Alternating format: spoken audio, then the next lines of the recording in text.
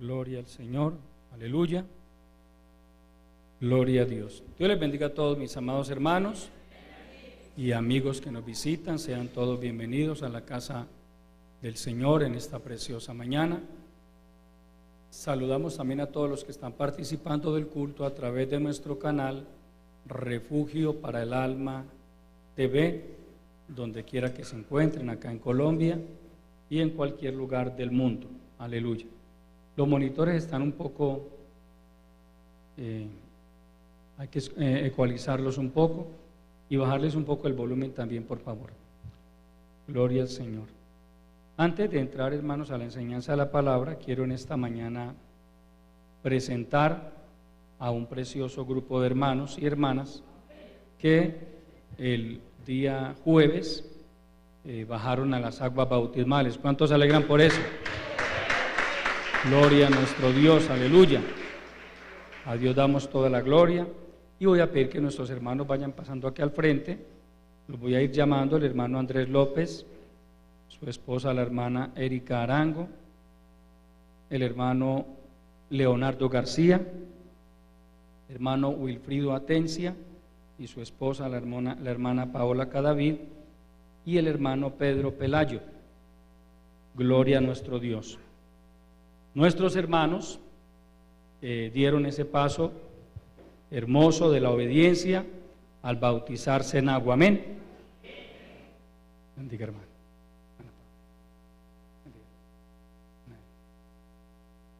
Hermano Pedro, le bendiga. Por acá, hermano Leonardo.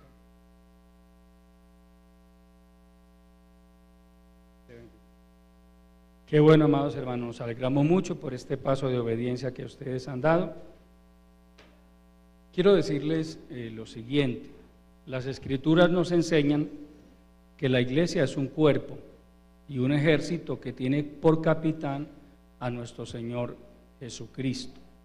El plan de Dios consiste en juntar en un mismo rebaño a todos los redimidos con la sangre preciosa de Jesucristo, a fin de mantenernos unidos para el día en que Cristo venga por nosotros. Sigo teniendo problemas con el monitor. Es el deber de todos los miembros procurar la paz y la unidad de la iglesia, sobrellevando los unos las cargas de los otros, es decir, orando unos por otros, apoyándonos unos a otros cuando estemos en diversos problemas, siendo fieles a la iglesia y contribuyendo al sostenimiento de ella en sus actividades. Por ejemplo, hoy, por la misericordia del Señor, ustedes ven este hermoso templo que el Señor nos ha entregado, equipado con una cantidad de recursos muy útiles, pero esto ha sido el fruto, primero, de la bondad y la misericordia del Señor, y segundo, del trabajo de un pueblo que se ha unido desde los pioneros que comenzamos por allá en el año de 1998 hasta el día de hoy, que Dios ha ido uniendo más y más personas. Siempre ha habido un grupo de hombres y mujeres trabajando en pro del avance de la iglesia. Se han establecido obras en otros lugares para la gloria del Señor, donde también la iglesia ha sido participante. Entonces, es a eso que se refiere este objetivo: contribuir al sostenimiento de la iglesia en sus actividades, en la oración, en el apoyo, en el evangelismo, en las actividades que la iglesia hace para poder canalizar recursos, porque obviamente para avanzar en todo esto se necesitan recursos también. Ustedes, amados hermanos y hermanas, han hecho profesión pública de su fe en el Señor Jesucristo y han sido bautizados en el nombre del Padre y del Hijo y del Espíritu Santo. Y hoy, como pastor de esta congregación, les recibo como miembros en plena comunión de la obra del movimiento misionero mundial. Hay una pregunta que debo hacerles y que ustedes deben responder. ¿Prometen ustedes ahora delante del Señor y delante de toda esta preciosa congregación llevar una vida santa como fieles seguidores de Cristo y contribuir a la paz, la prosperidad y la unidad de la iglesia? Amén. Gloria al Señor. Por cuanto ustedes han hecho profesión de su fe en el Señor Jesucristo, los recibimos como miembros en plena comunión de esta iglesia, con todos los privilegios y deberes propios de nuestra familia espiritual. Vamos a orar por ellos, amados hermanos. Les invito a que se pongan en pie. Vamos a pedir al Señor que bendiga a estos hermanos. Yo les decía el miércoles pasado a ellos, o el martes mejor, que solo Dios sabe y se los irá revelando a cada uno en su momento, qué planes y propósitos tenga el Señor con cada uno de ellos. Amén. Ellos no están aquí por accidente, no están aquí por casualidad. Primero están en el plan de Dios. Amén. Recordemos lo que le dijera Dios a Jeremías: antes que nacieses te conocí, desde que estabas en el vientre te santifiqué y te di por profeta a las naciones. ¿Qué significa eso? Que ninguno de nosotros es un accidente aquí en la iglesia de Cristo. Estamos aquí conforme al propósito del Dios Todopoderoso. Vamos a orar por nuestros hermanos. Padre nuestro, que estás en los cielos, muchas gracias te damos, Señor, por esta victoria tan grande que tú nos has dado al permitirnos acompañar a las aguas bautismales a este precioso grupo de hermanos y hermanas que han dado este paso de obediencia. Señor, entendemos que el propósito principal por el cual tú les has traído a este lugar es para salvarles, pero creemos que además de la salvación tú tienes muchos más propósitos con cada uno de ellos. Yo te pido que les bendigas, que les ayudes a hacerte fieles cada día, que coloques en sus corazones el anhelo de servirte, el deseo de entrar a formar parte activa del trabajo de la congregación, que les bautices con el poder de tu Santo Espíritu y que cumplas los propósitos que tienes para con cada uno de ellos. Guárdales de todo engaño del diablo, de toda obra perversa de las tinieblas. Ayúdales a perseverar en tus caminos hasta el final, que cada uno de ellos pueda terminar su carrera en victoria. En el nombre poderoso de Jesucristo te lo pedimos y te damos muchas gracias. Amén. ¿Cuántos felicitan a los hermanos? Dios les bendiga, hermanos, les felicitamos. Bienvenidos como miembros en plena comunión de la iglesia. Les bendiga, hermano. A Dios damos toda la gloria. Aleluya. Vamos entonces, hermanos, a entrar a la palabra del Señor. Abran sus Biblias, por favor, en la segunda carta del apóstol Pablo a los tesalonicenses, en el capítulo 2.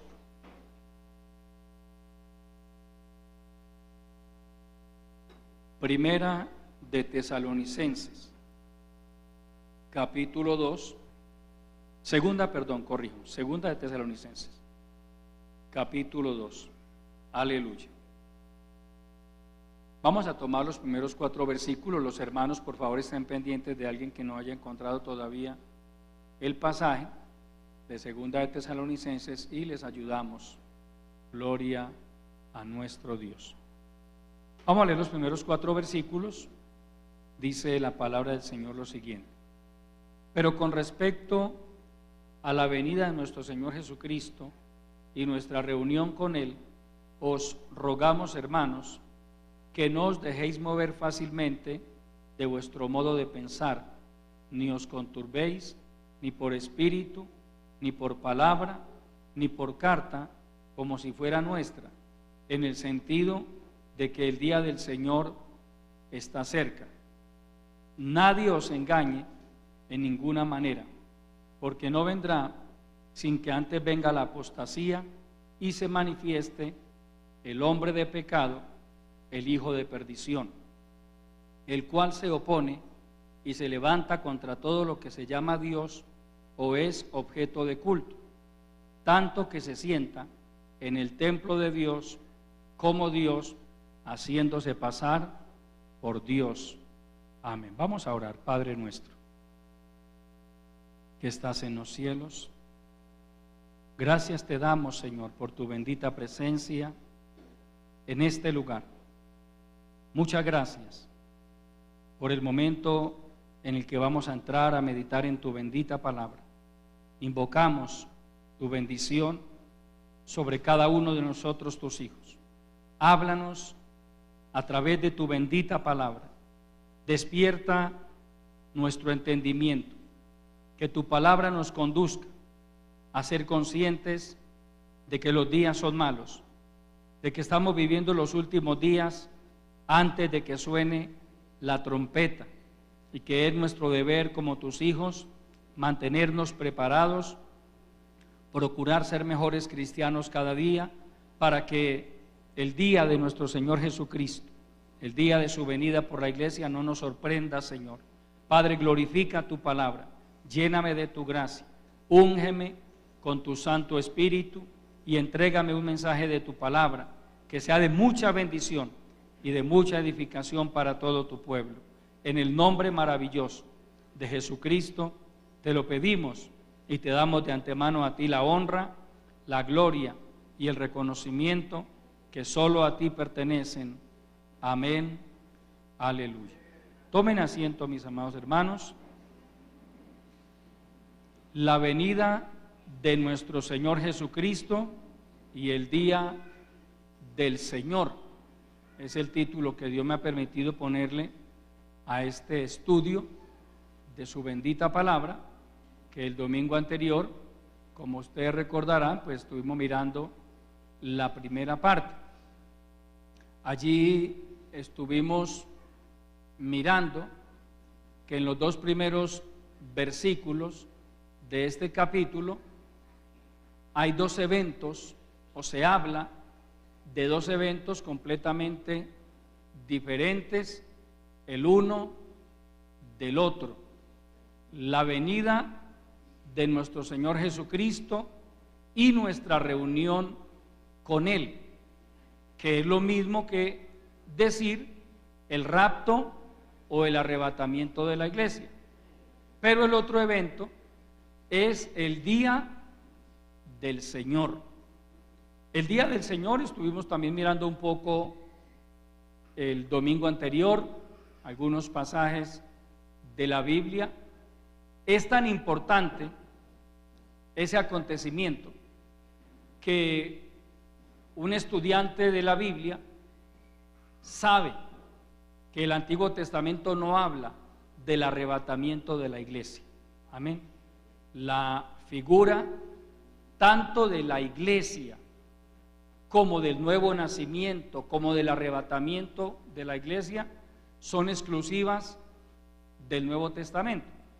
Pero del día del Señor, hermanos, se viene hablando desde hace miles de años, porque es el evento que marcará el final de una era donde ha estado gobernando el hombre sobre la tierra, desde que Dios le entregó el señorío de la tierra a Adán, con el consecuente fracaso de Adán y Eva en obedecer a Dios, y de ahí en adelante pues comenzó la etapa más crítica de la humanidad, porque el pecado ha venido dejando consecuencias atroces a través de la historia.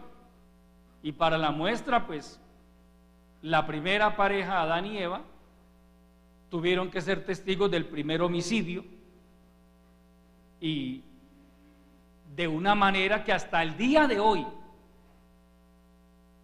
es algo que todavía se considera supremamente aberrante, que un hermano mate a otro hermano. Homicidios, pues todos los días suceden, y por supuesto es triste que hayan homicidios, pero que un hermano mate a su propio hermano, hasta el día de hoy sigue considerándose como una conducta aberrante. Es decir, la sociedad y el mundo no se acostumbra todavía a que un hermano mate a otro hermano. Entonces mi pregunta es, ¿cuál sería el impacto emocional y psicológico que pudo haber producido en el corazón de Adán y Eva saber que su hijo mayor les asesinó a su otro hijo, Abel. Eso tiene que haber sido muy terrible, muy doloroso. El escritor de Génesis no entra en los detalles, pero obviamente uno puede usar un poco la imaginación, y tiene que haber sido un cuadro muy terrible. Y más terrible aún, que Adán y Eva eran conscientes de lo que acababa de suceder no era otra cosa que el producto de su desobediencia a Dios. Mire, amado hermano, para un cristiano no es lo mismo o no es igual enfrentar ciertas cosas que para una persona que no conoce a Dios. Me explico. Cuando un cristiano peca,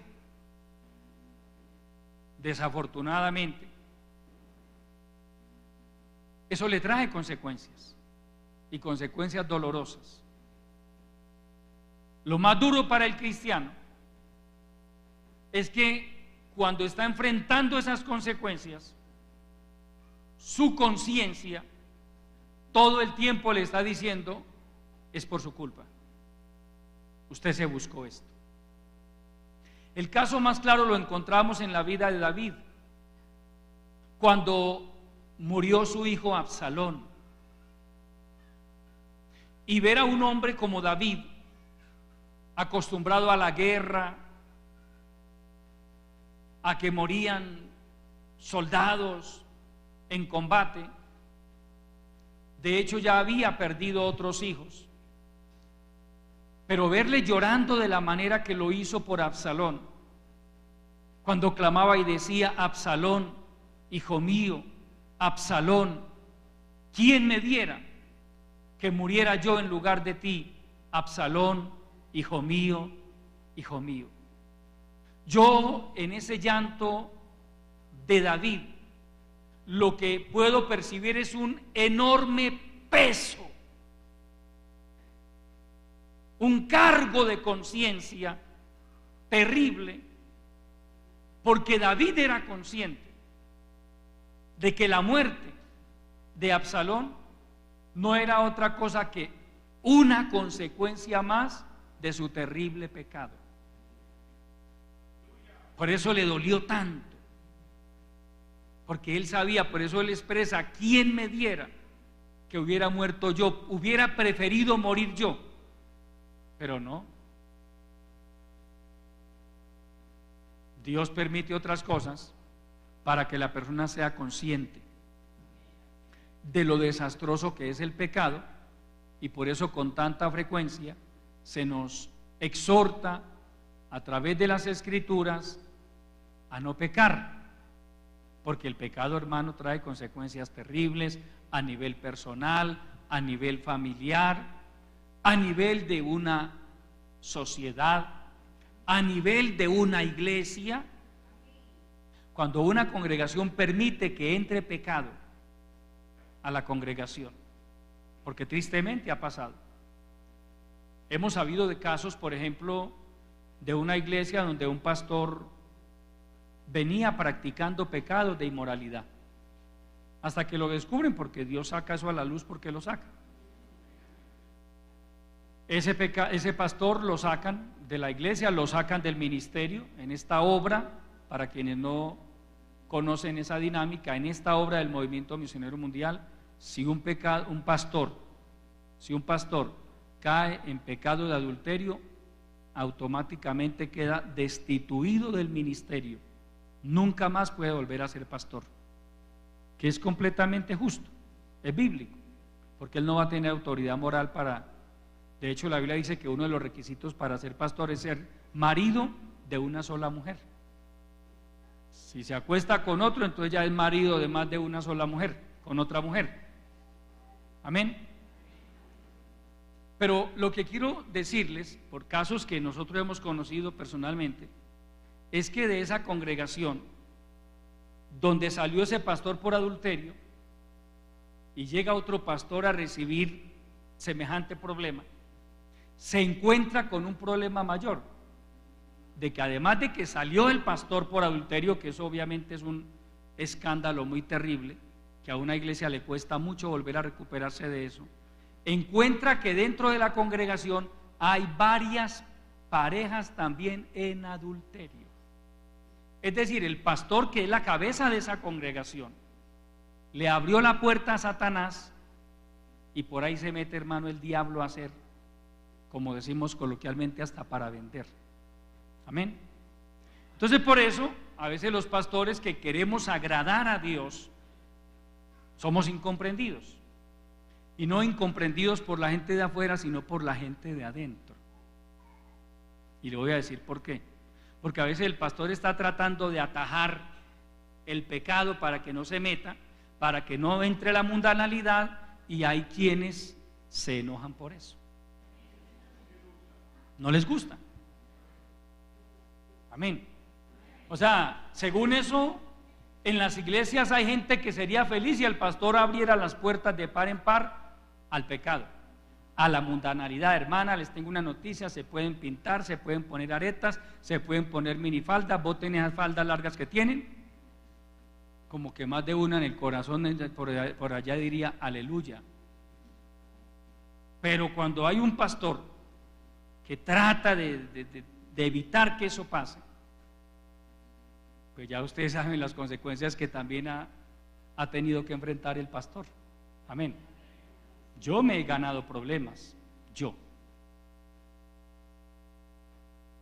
porque hay quienes no les ha gustado que el pastor trate de mantener los principios, el orden, la reverencia y la santidad, y entonces hay quienes se han enojado y tendrán que seguir enojándose, amado hermano, porque mientras Dios me permita ser el pastor de esta congregación, pues yo voy a tratar de seguir evitando que el pecado y la mundanalidad se metan a la iglesia. Amén. ¿Sí? Porque es que esto es un asunto de principios, hermano. Y yo no me le pienso arrodillar a alguien que porque venga, no, hermano, que no, hermano, no. Es que si alguien no se siente bien en un lugar donde se le está enseñando la verdad y la sana doctrina, pues hermano, hay mucho para dónde irse. Hay mucho para dónde irse, tiene muchas alternativas. Pero mi pregunta es: ¿por qué, hermano, quieren a toda costa meter el pecado y la mundanalidad a una iglesia donde no queremos la mundanalidad y donde no queremos el pecado? Sí, hermano, hay que ser claros. ¿Por qué? Es que aquí no le gusta, pues entonces me voy para otro lado. Es problema suyo. Pero es que los problemas que yo he tenido como pastor, y que Dios en su gracia y misericordia pues me ha ayudado y me ha sostenido, porque créame que no es fácil, que a usted lo llamen las autoridades y lo sienten porque alguien llamó a quejarse, que porque el pastor está tratando de evitar que la mundanalidad se meta a la iglesia. Eso no, créame que eso uno no sale feliz de allá. Pero hermano, cuantas veces me sea necesario enfrentar ese tipo de problemas, yo los voy a enfrentar con mi frente en alto. Porque lo que a mí me dolería es que me tengan que llamar acusándome de pecado, o porque dejé llenar la iglesia de mundanalidad, porque hay gente en adulterio, en fornicación en el altar, y yo sabiéndolo. Eso sí sería lo triste. Pero yo encuentro a través de la historia bíblica, amados hermanos, de que el pecado produce consecuencias desastrosas.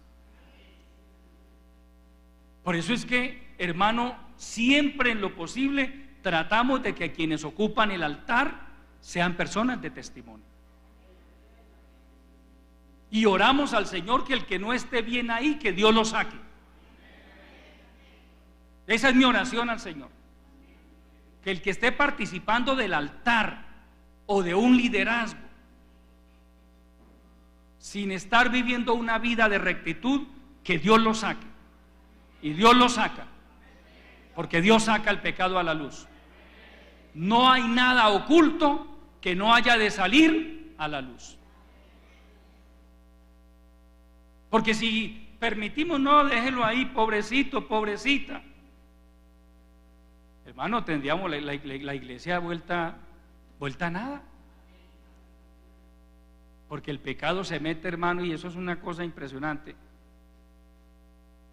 Entonces es lo que hemos venido tratando de hacer a través de los años: conservar unos principios, conservar el temor de Dios, seguir reteniendo la verdad, la sana doctrina. Aquí no se predica nada a capricho del pastor, no, amado hermano. Todo lo que predico siempre trato de sustentarlo con esta bendita palabra. Usted no puede decir, no, es que el pastor Pedro dice, es que a él le parece. No, hermano, yo enseño la palabra. Ahora, si alguien simplemente dice, no, a mí no me importa que me vengan consecuencias por el pecado, pues eso es problema suyo, arrégleselas usted con Dios. Pero mi deber sí es enseñarle la palabra. El pecado trae maldición, ruina, miseria, dolor, quebrantamiento y finalmente una muerte oprobiosa y dolorosa.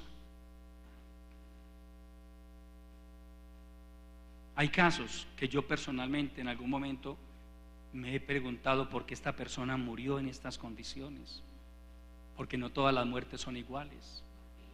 Estoy hablando de cristianos. Porque hay cristianos que padecen tanto para morir, hermano, y es una lucha y una lucha y una lucha. Y después Dios permite ver cosas y enterarse de cosas que le hacen entender a uno por qué Dios le permitió a ese creyente una muerte en esas condiciones. Dolorosa, oprobiosa, humillante. Lea la Biblia y usted encontrará que la muerte de Abraham, la muerte de Isaac, la muerte de Jacob, la muerte de Moisés y de estos grandes hombres de Dios nunca fue una muerte oprobiosa y humillante. Mire, por ejemplo, con respecto a Jacob, me dice la palabra que mandó a llamar a sus hijos, los reunió a todos, le dijo, oídme, hijos de Jacob, les voy a decir todo lo que le va a pasar a cada uno de ustedes en los días postreros. Y comenzó uno por uno: Rubén, Simeón, Leví, Judá, etcétera, etcétera. A cada uno le dio, porque fue profético, lo de Jacob fue profético, fue profecía. A José lo bendijo, la bendición de la primogenitura que le correspondía a Rubén se la dio a José. Y después de eso me dice que encogió sus pies delante de sus hijos, encogió sus pies y murió de la manera más natural y más tranquila. A Moisés Dios le dijo, entrégale el cargo a Josué y sube al monte Nebo, si no me falla la memoria, el monte Nebo, porque allí vas a morir. Por un momento preguntémonos usted y yo, si el Señor nos dijera a usted, a mí, suba al Picacho, al cerro, la mayoría conocemos el Picacho, ¿cierto? Porque allá vas a morir. ¿Sería que si alcanzamos a subir? ¿Ah? Yo imagino más de uno, hermano, de aquí para arriba, pero en un mar de llanto. Moisés no, ni Aarón tampoco, porque Aarón también fue el mismo modelo. Dios le dijo a Moisés, sube a Aarón con sus hijos allá al monte, porque él va a morir allá. Que se quite sus vestiduras sacerdotales, que se las ponga a su hijo Eleazar, porque él va a morir allá. usted los ve tranquilos. Usted no los ve en una gritería que por favor, que yo no me quiero morir. No, tranquilos. ¿A qué me refiero a eso? Que un hombre de Dios y una mujer de Dios, aún en su muerte, Dios lo honra. Su muerte no es una muerte oprobiosa. Pero cuando la vida de un cristiano es marcada por el pecado, es otra cosa, amado hermano. Porque hay cristianos, o mejor dicho, ha habido cristianos que murieron de SIDA. Un cristiano muriendo de SIDA. ¿Qué pasó? Pues usted puede usar la imaginación, pero algo tuvo que haber pasado. Amén.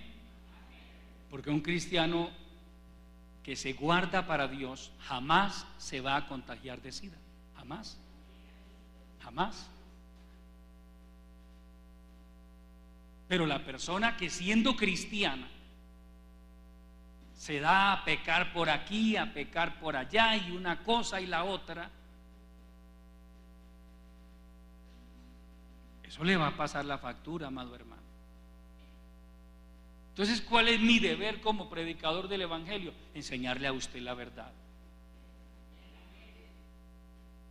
Y continuamente, hermano, estar tocando la trompeta en contra de esto. Hermano, el pecado es una desgracia. Por eso los cristianos continuamente oramos al Señor: Dios mío, guárdame de yo ir a pecar contra ti. Guárdame, Señor. Mi preocupación no es qué irá a decir el presbítero. Si le pueden bajar a los monitores, todavía los tengo muy altos y por eso me está tocando bajar mucho el micrófono, que sé que a veces les genera problemas también a los del sonido cuando uno baja demasiado el micrófono. Ahí está mejor. En lo personal, mi preocupación no es qué dirá el presbítero, qué dirá el supervisor, no, es que yo sé que, hermano, pecar es directamente contra Dios. Yo le pregunto, amado hermano, a estas alturas de la vida, con los años que usted lleva en este camino, ¿usted todavía no es consciente de eso?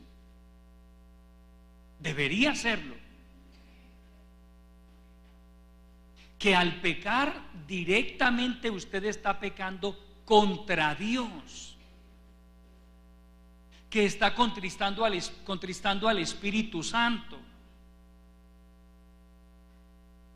Y lo que dice Pablo en su primera carta a los Corintios con respecto a los pecados de inmoralidad sexual: que cualquier pecado que el hombre cometa está fuera del cuerpo, pero el que fornica contra su propio cuerpo peca. El que se acuesta con otra mujer diferente a su esposa, en el caso de los casados, la Biblia dice que se está uniendo a una ramera, y el que se une a una ramera es un cuerpo con ella. Solo por hablar de un ejemplo bíblico. Cualquier pecado que el cristiano cometa contrista al Espíritu Santo, lo pone en desventaja con respecto a los demás creyentes. Porque cuando un cristiano peca, ya pecó, pero ahora le viene la lucha más terrible todavía, que es tratar de levantarse de ese pecado, porque va a orar y no es capaz. Va a levantar sus manos para adorar a Dios y no es capaz. Como si una flecha le dispararan inmediatamente y le llegara aquí a la mente: hipócrita, ¿cómo vas a cantar? ¿Cómo vas a levantar las manos? Y hay quienes han dicho: pastor, yo me arrodillo, pero me da vergüenza. ¿Y yo qué le digo al Señor? Hermano, que Dios nos guarde, que Dios nos ayude a todos. A eso súmele que la venida del Señor Jesucristo está demasiado cerca, la venida por la iglesia. Y cualquier cristiano que el día que el Señor Jesucristo venga por la iglesia esté jugando, hermano, con cosas que no debe jugar, aquí se va a quedar. Aquí se va a quedar. Al nombre de Cristo. Aquí se va a quedar. Entonces a él o a ella le va a tocar conocer al anticristo, que ahorita vamos a mirar qué tan formalito sea ese señor. ¿Por qué algunos cristianos se van a quedar cuando Cristo venga por la iglesia?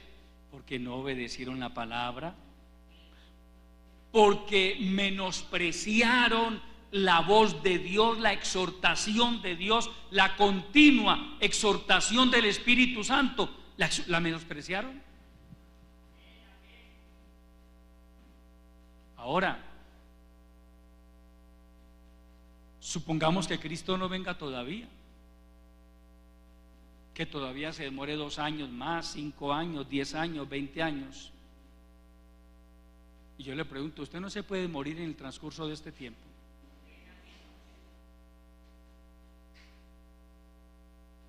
Hemos sabido de gente que ha muerto, supuestamente era cristiana, pero a uno le ha quedado ese sinsabor. ¿Sería que alcanzó a ponerse a cuentas con Dios? ¿Sería que en el último momento Dios le dio la oportunidad? Porque es de esa gente que viene así, hermano, que sí, que no, que me levanto, que vuelvo a caer, que trato de levantarme, que vuelvo y caigo, y es así.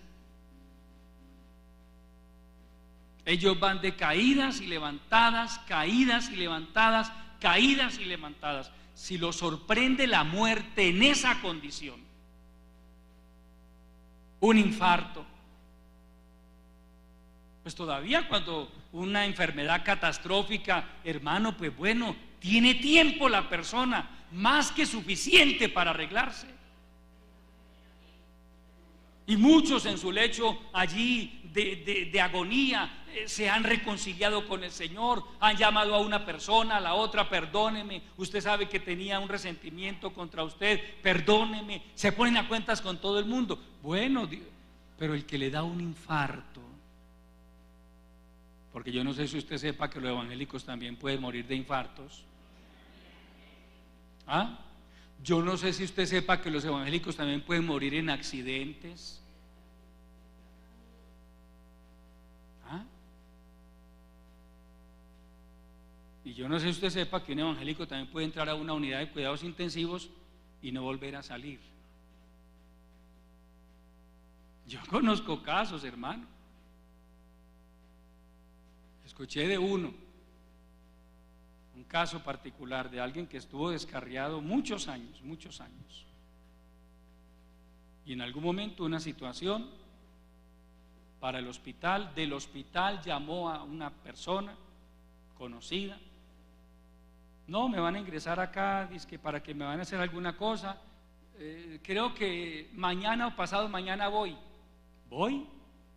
de allá no volvió a salir. Un descarriado.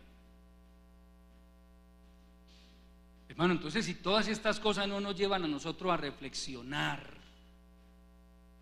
¿qué tiene que pasar entonces? ¿Qué tiene que permitir Dios para que un cristiano reaccione? ¿Qué tiene que pasar para que un creyente tome conciencia, si es que no ha tomado conciencia de cuál es su verdadera condición espiritual en este momento?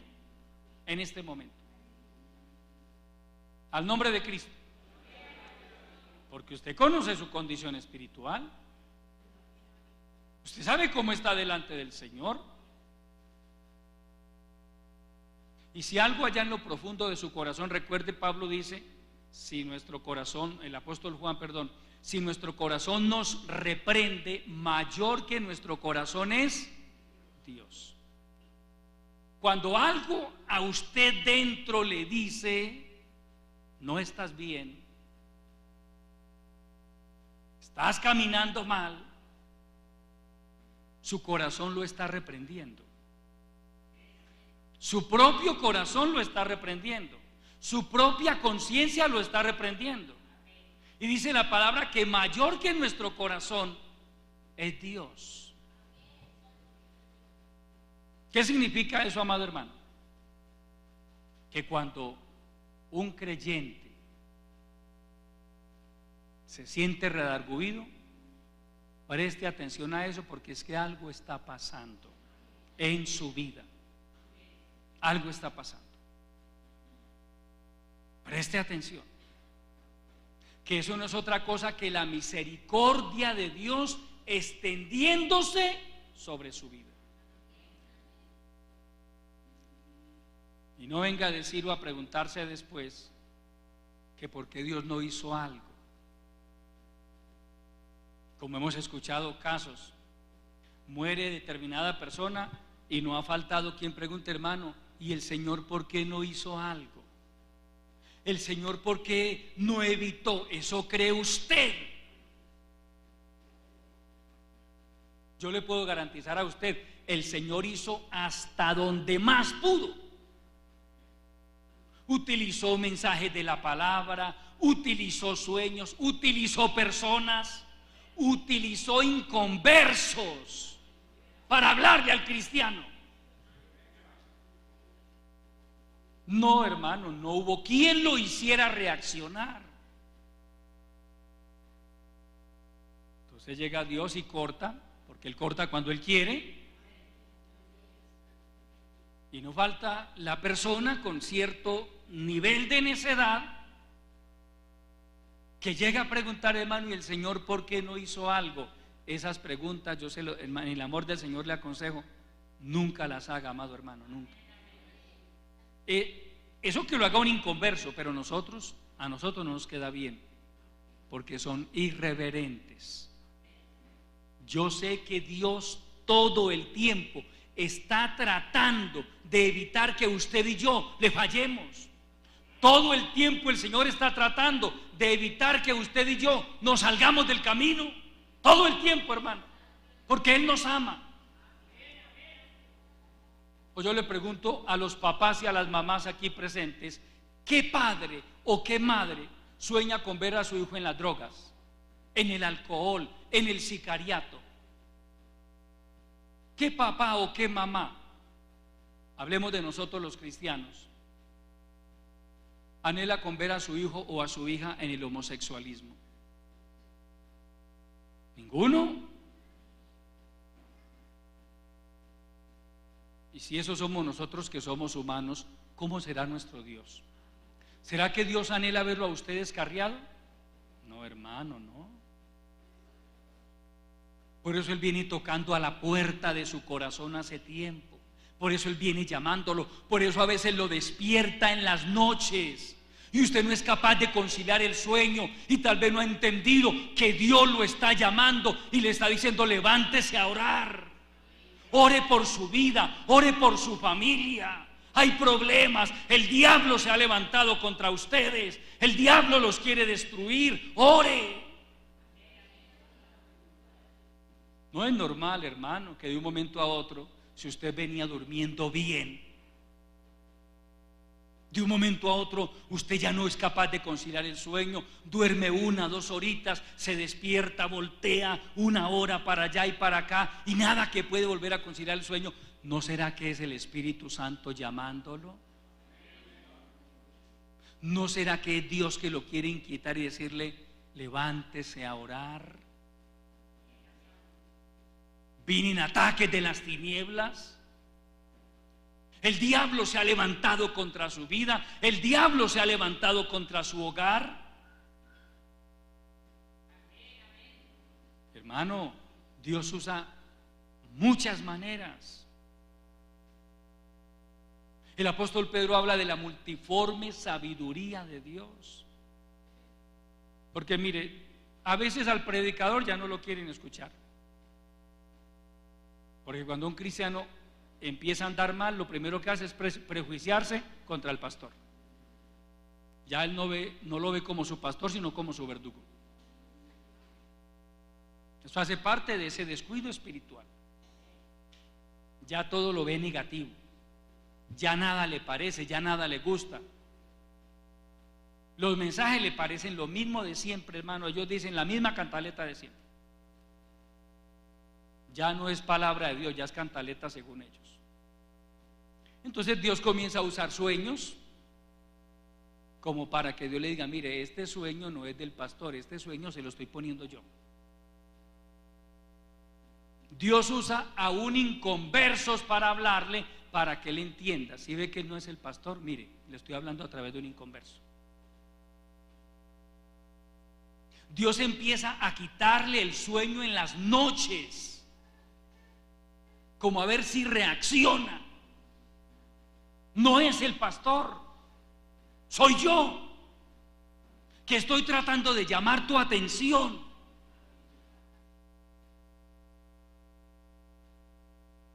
Hermano, pero si no quiere la persona. La Biblia me habla de cuántas veces Dios luchó para evitar la destrucción de Jerusalén, pero el pueblo no quiso. Vaya al segundo libro de las Crónicas, capítulo 36, al nombre de Cristo. Segundo libro de las Crónicas, capítulo 36, aleluya.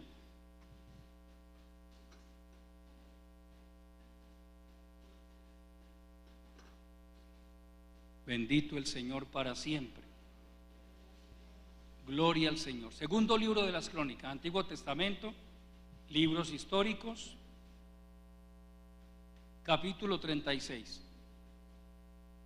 Vamos a leer a partir del verso 15.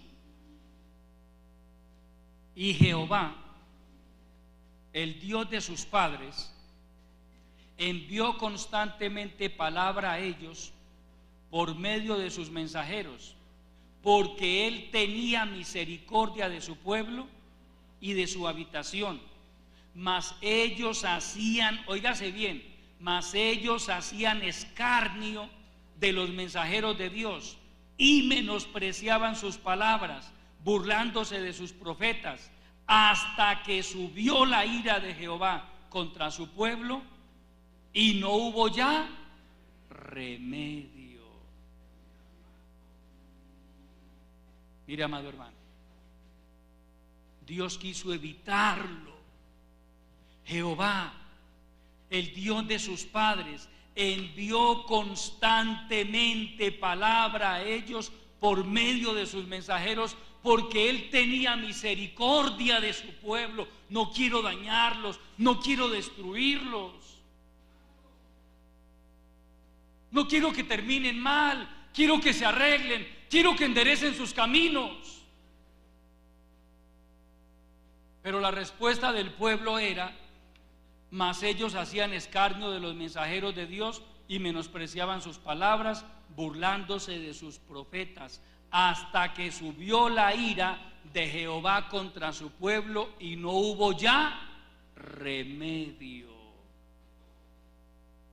¿Sí ve que Dios se agota todos los recursos primero? Antes de decretar juicio, antes de cortar a alguien, Dios agota recursos. Pero si el creyente insiste en menospreciar la palabra, en menospreciar los tratos de Dios, en menospreciar los sueños que Dios le da, va a subir la ira de Jehová y no habrá remedio.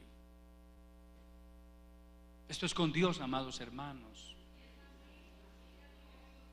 Sáquese de su mente si el diablo, que el Señor lo reprenda, logró inyectarle a usted esa falsa idea de que esto es con un pastor. Sáquese ese prejuicio de su mente. Esto es con Dios. En el día del juicio, su pastor no lo va a juzgar a usted, es el Señor Jesucristo. Pero Él sí va a usar las palabras que puso en la boca de sus pastores para juzgarlo a usted. Porque por toda la palabra que usted y yo hemos escuchado, la Biblia dice que vamos a ser juzgados. ¿Lo ha leído o no lo ha leído? Eso está en la Biblia, hermano. Lea la Biblia, ahí está la palabra.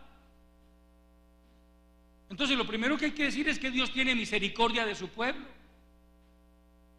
El salmista dice: como el Padre se compadece de los hijos, se compadece Jehová de los que le temen, porque Él conoce nuestra condición y se acuerda de que somos polvo. Dios se compadece de usted, Dios se compadece de mí. Él conoce nuestra condición, Él sabe que somos polvo, Él sabe que somos débiles. Pero hay algo más que Dios sabe, y es que usted y yo podemos poner de nuestra parte. Eso lo sabe Él perfectamente también. Dios hará lo que usted y yo no seamos capaces de hacer, pero lo que usted y yo podemos hacer, Él no lo hace, lo tenemos que hacer nosotros. Amén. ¿Qué tiene que hacer usted? ¿Qué tengo que hacer yo? Primero, identificar la causa de mi condición espiritual. Recuerde lo que Dios le dijo a la iglesia de Éfeso: mira por tanto de dónde has caído y arrepiéntete. No eran adúlteros, no eran fornicarios, no eran corrompidos, habían perdido el primer amor. Bíblicamente hablando, perder el primer amor es pecar, es caer en una condición de pecado. Perder el primer amor, ya no tener deseos de orar, ya no tener deseos de congregarse, ya no sentir deseos de alabar a Dios, nada. Porque al principio, hermano, cuando usted estaba en ese primer amor, hermano, qué bendición. Ahora hay quienes hasta en pleno culto haciendo mala cara, hermano, enojados, yo no sé con quién, pero usted los ve en el culto y haciendo mala cara. Cristianos evangélicos que llegan a un culto amargados y salen amargados, llegan resentidos y salen resentidos. ¿Por qué? Yo pregunto, ¿por qué? ¿Qué está pasando en el corazón de esa persona? ¿Qué está pasando en el corazón de un cristiano evangélico para que entre al culto resentido y salga resentido? Algo tiene que estar pasando, algo tiene que andar mal. Claro, eso lo lleva a perder el primer amor, eso lo lleva a perder la paz de Dios, eso lo lleva a perder la libertad para orar. Entonces Dios le dice: mira por tanto de dónde has caído. Es decir, tu deber es identificar la causa, la razón de tu caída. ¿Por qué caíste en esa condición? Tienes que identificarlo, es tu responsabilidad. Y luego de que la identifiques, arrepiéntete. Amén. Es que nosotros tenemos deberes, así como tenemos privilegios, tenemos deberes también. Entre ellos, un cristiano tiene el deber de identificar su condición, cómo estoy yo delante de Dios. A veces nos volvemos tan profesionales para mirar, mire ese hermano, mire el otro, mire este, mire el de allá. A todos los vemos mal. Y es cuando el Señor Jesucristo nos dice: hipócrita, saca primero la viga de tu propio ojo, y entonces podrás ver bien para decirle al hermano: hermano, venga para acá, tiene una pajita en su ojo. Entonces mire que se cae en otro pecado adicional: hipocresía. Y se la pasa señalando a todo el mundo, hermano. Todos andan mal, del pastor hacia abajo, todo el mundo está mal en esa iglesia. Solo se escapan ellos.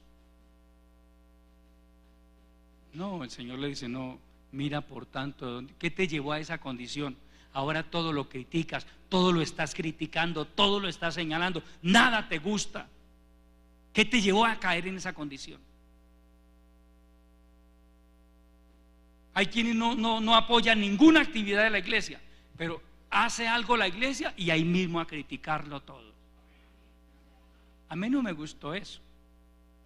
¿Y por qué hicieron eso así? ¿Y por qué aquello así? Yo no estoy de acuerdo.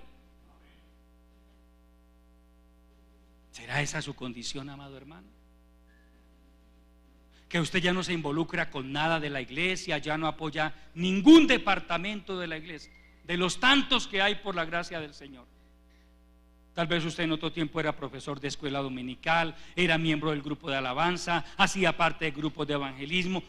Usted era un miembro activo, hermano, apoyaba en la construcción del templo, todo porque usted estaba en ese primer amor, usted estaba comprometido con la causa del Señor. Pero de un momento a otro Satanás, que el Señor lo reprenda, logró quitarle el talento del servicio. Y ahora todo lo ve mal, ya no, lo único que hace es criticar a quienes sí quieren servir. Ahí donde el Señor le dice: mira por tanto de dónde has caído y arrepiéntete, porque si no vendré contra ti. Mira lo que dice el Señor. El Señor no le dice: te mandaré al pastor. Permítame utilizar esta expresión coloquial entre nosotros: te mandaré al pastor para que te la monte. No. El Señor le dice: yo mismo vendré contra ti y quitaré tu candelero de su lugar. Si le damos a eso una aplicación personal, el Señor le está diciendo: yo vendré y te cortaré.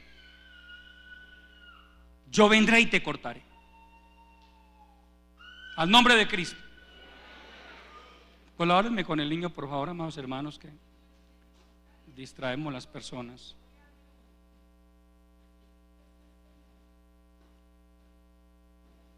Entonces, mire, hermano, me dice la palabra: Jehová tenía misericordia de su pueblo y de su habitación.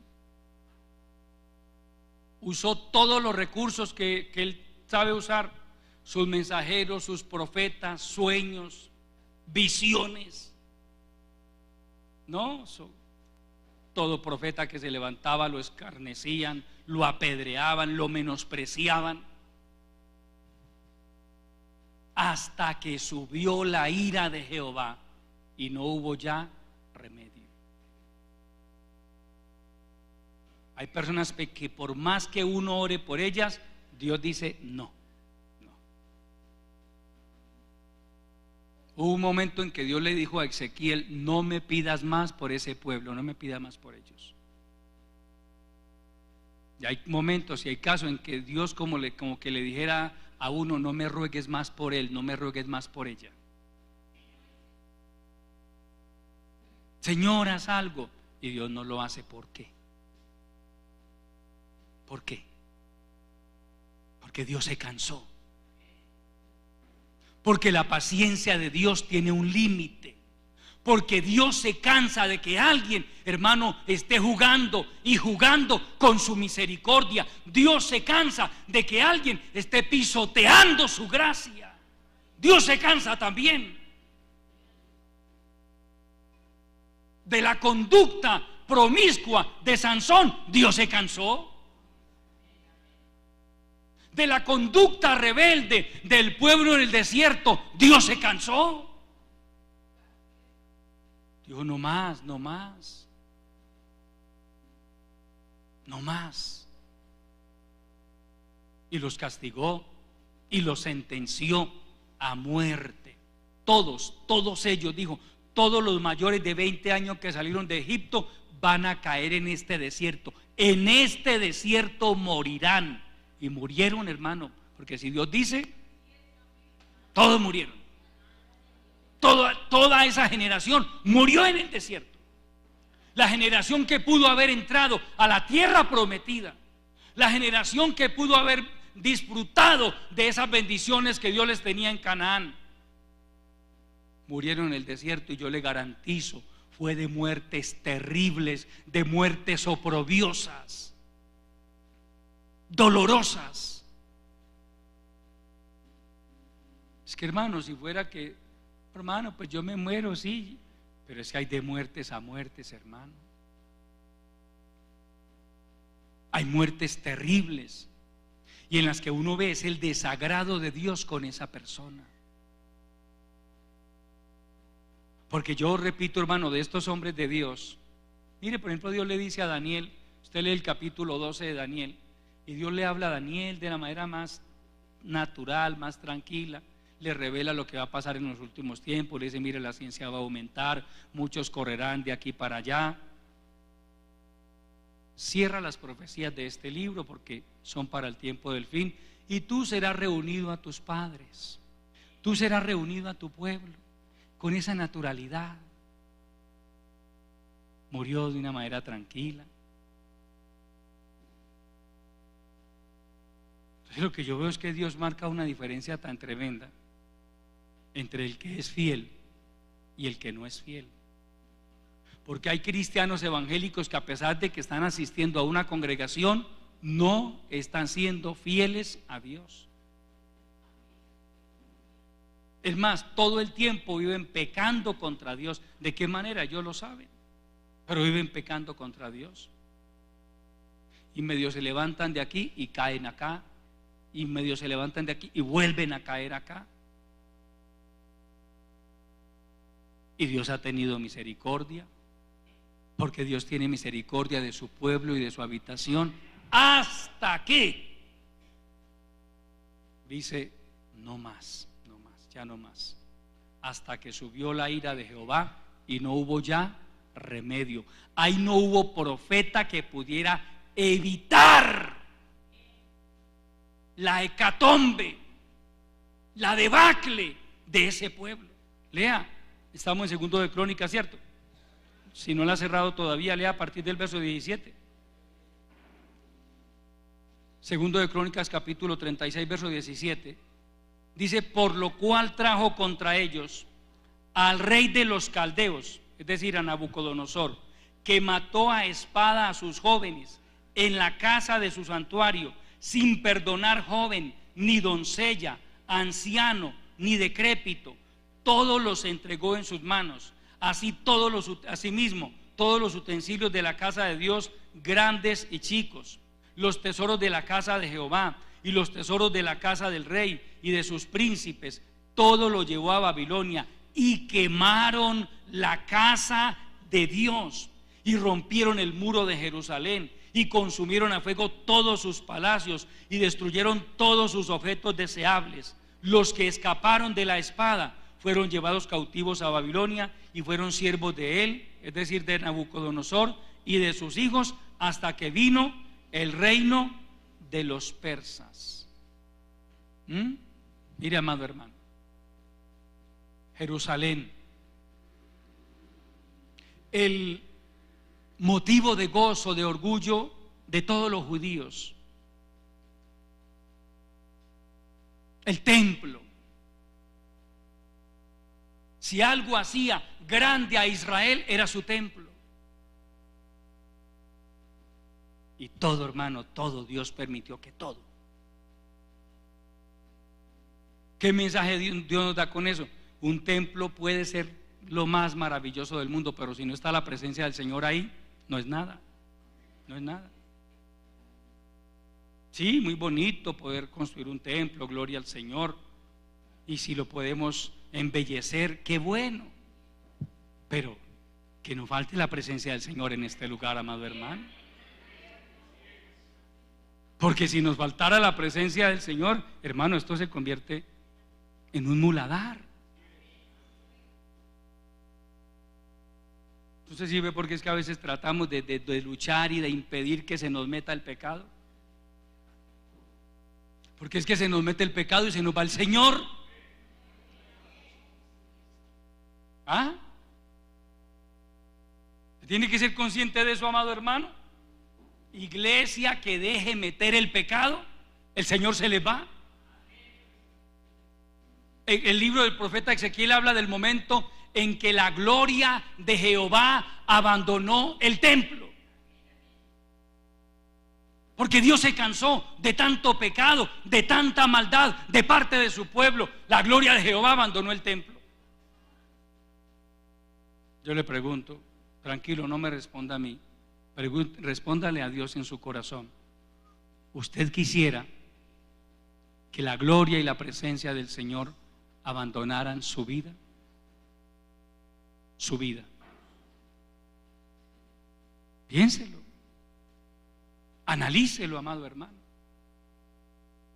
¿Usted ha llegado a pensar qué sería de su vida sin el Señor? ¿Por qué no mira en la calle tanta gente que está destruida por Satanás? Los alcohólicos, los drogadictos,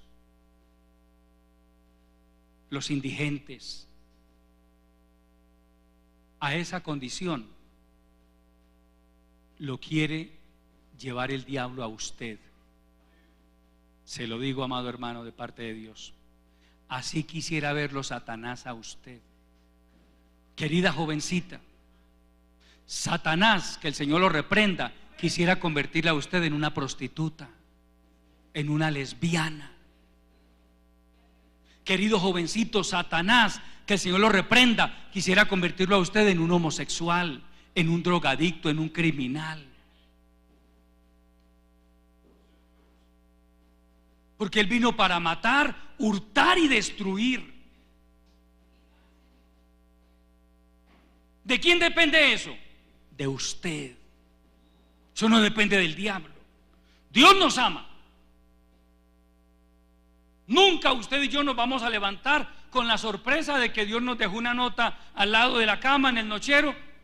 Hasta luego, no quiero saber más nada de usted. Nunca vamos a contar esa noticia.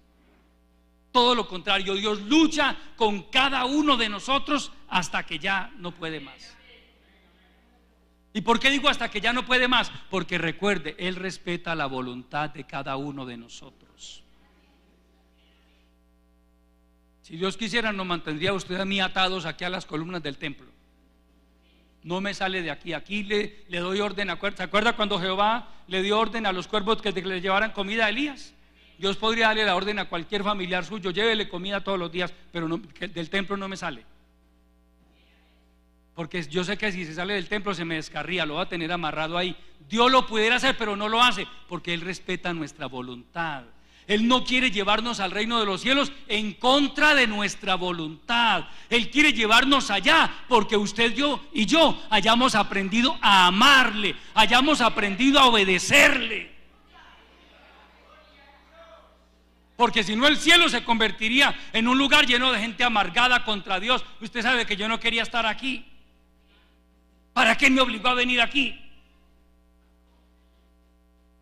No, Dios no lo va a obligar a ir al reino de los cielos. Dios no lo va a amarrar. Porque usted sigue siendo dueño de su voluntad. Cuando un cristiano se daña es porque él mismo quiso dañarse. Usted le puede echar la culpa al diablo, pero es que el diablo no es el dueño de su voluntad. Que el diablo ataca, eso lo sabemos.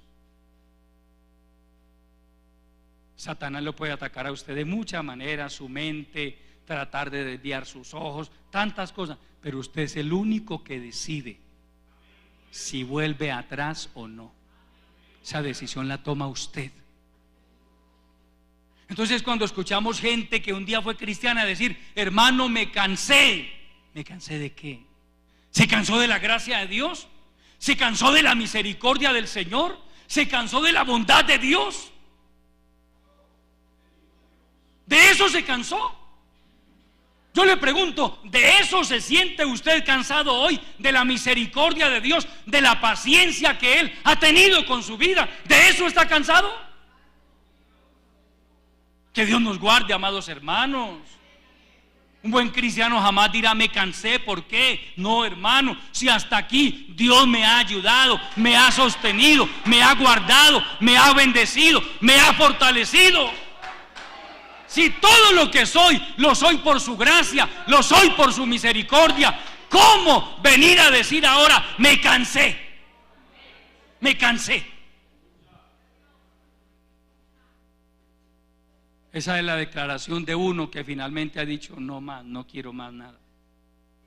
Definitivamente he tomado la decisión, me quiero revolcar en el pecado, me quiero ir al mundo. Entonces por eso vine a decir: me cansé. No, no venga a decir me cansé. Sea honesto y diga: hermano, lo que pasa es que quiero revolcarme en el mundo.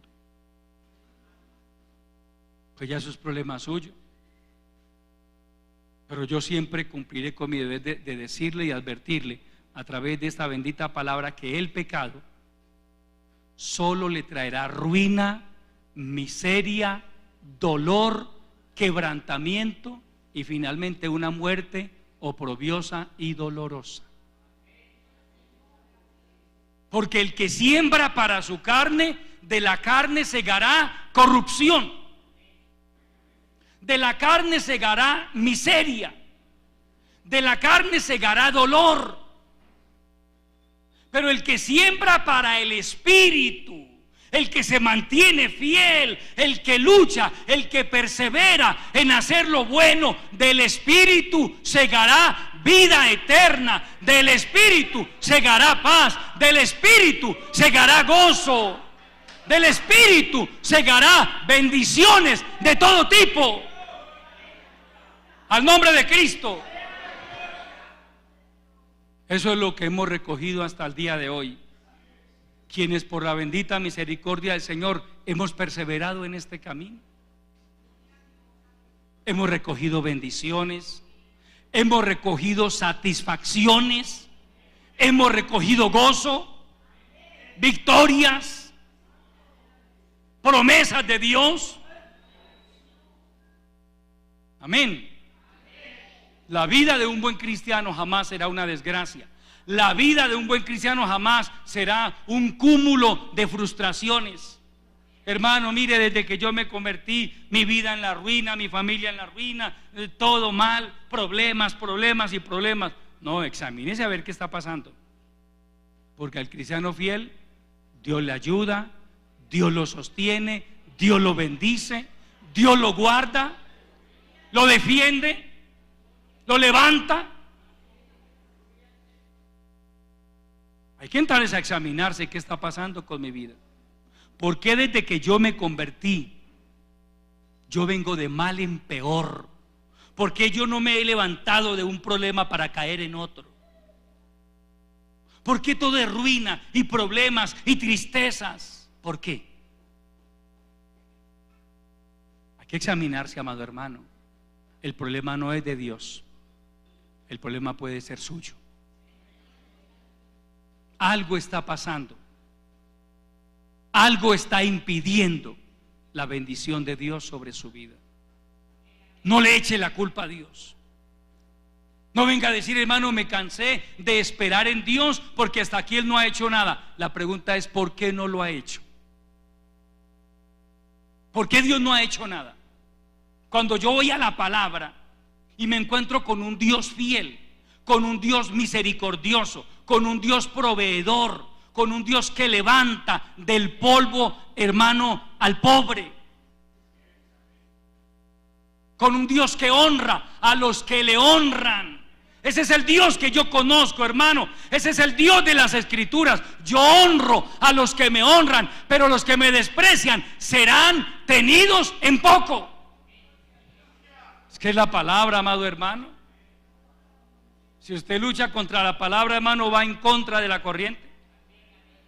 Usted está honrando a Dios. ¿Qué va a hacer Dios con usted? Lo va a honrar, lo va a bendecir. Pero si no lo está honrando, hermano, no espere bendición, no sea iluso. No espere bendiciones. No espere que Dios levante bandera en favor de su vida, porque eso no va a pasar. Lo que Dios está esperando es que usted se arrepienta. Si se humillare mi pueblo, sobre el cual mi nombre es invocado, y oraren y buscaren mi rostro, y se volvieren de sus malos caminos, entonces yo perdonaré sus pecados y sanaré su tierra.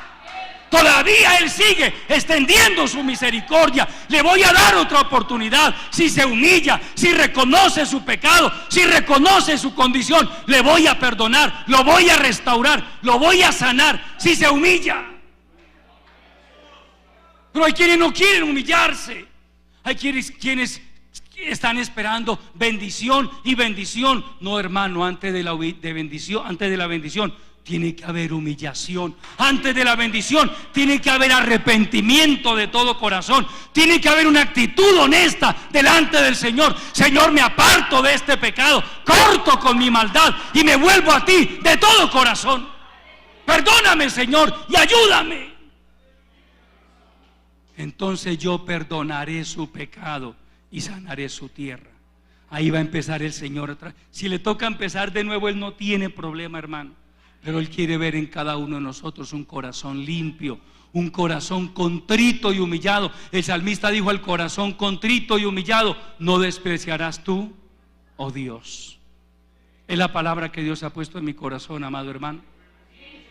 Póngase de pie y hablemos con el Señor en esta hora. Padre nuestro que estás en los cielos, Señor, yo te alabo. A ti te doy la honra, la gloria y el reconocimiento, Señor. Había traído un estudio de tu palabra para compartir con tu pueblo, Señor. Pero tú que conoces los corazones, tú has puesto este mensaje en mis labios. Ayúdanos a ser sensibles a tu voz, a ser sensibles al llamado de tu Santo Espíritu.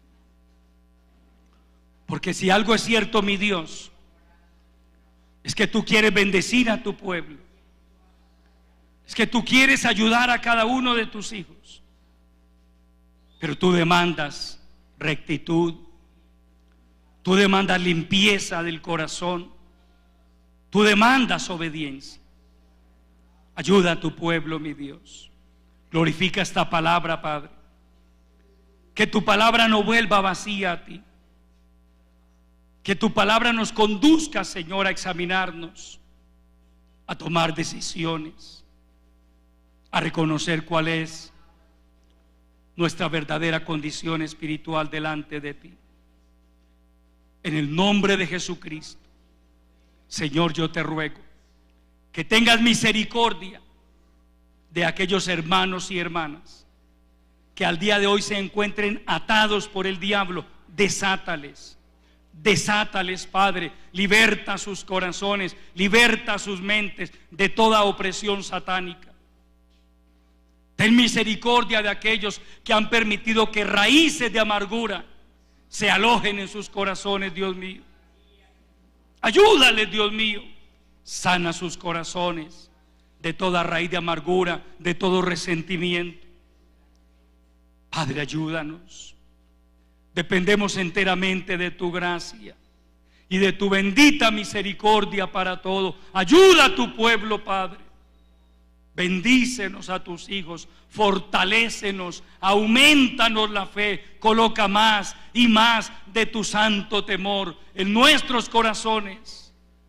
Todo esto te lo pedimos, Señor, en el nombre maravilloso de Jesucristo. Y te damos muchas gracias. Amén. Tomen asiento, mis amados hermanos.